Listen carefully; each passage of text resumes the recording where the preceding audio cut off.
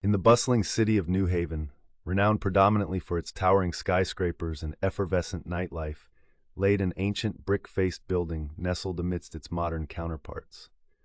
This was Old Pine Community Library, a relic of the past that seemingly stood against the tides of time, not only in its architecture, but also in what it offered. As the sun crept higher each morning, Clara, the librarian, would shuffle through the oak doors, her keys jangling in the early quiet. She was an aloof woman in her late 50s whose passion for books was matched only by her loyalty to the library. Clara had grown attuned to the gradual trivialization of her sanctuary in the people's eyes, something she silently lamented over as she sifted through the pages of dusty books neatly stacked inside. One chilly winter morning, as Clara was arranging recalcitrant covers on the shelves, the door creaked open, inviting a gust of cold air and a young boy. His clothes were rugged, eyes curiously sizing up the archaic structure around him. "Hello, miss. Can you help me find a book on rockets?" he chirped eagerly, standing on his tiptoes to glimpse the higher shelves. "Of course, young man. Our science section is right this way," Clara responded, her voice echoing slightly in the empty hall, a stark reminder of the frequent solitude. The boy, who introduced himself as Leo, followed her, his steps light and bouncy. Over the next few weeks, Leo became a regular, his inquisitive nature filling the library with a life it hadn't seen in years. He wasn't just curious about rockets anymore. His interests flitted from astronomy to zoology, from literature to history.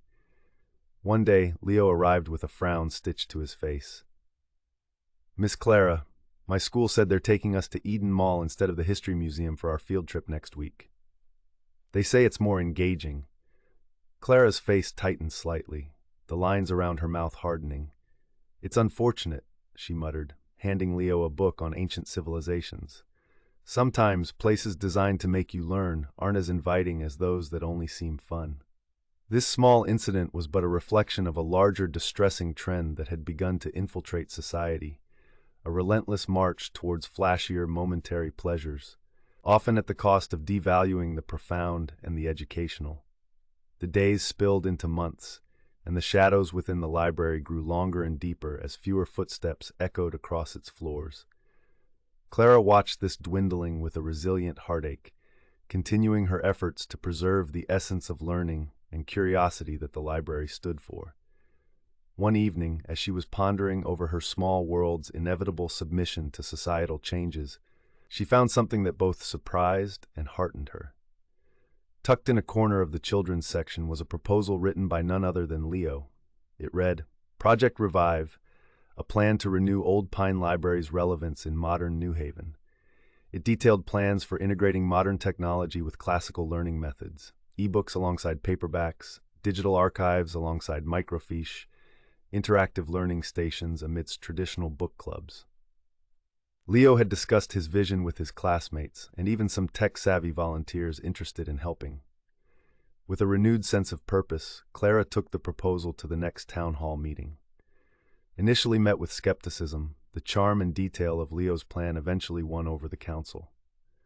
Funding was allocated, and soon the library began buzzing, not just with the sound of pages turning, but with lively discussions, children's laughter, and the occasional beep of digital tools being used to explore the vast, dynamic universe of knowledge.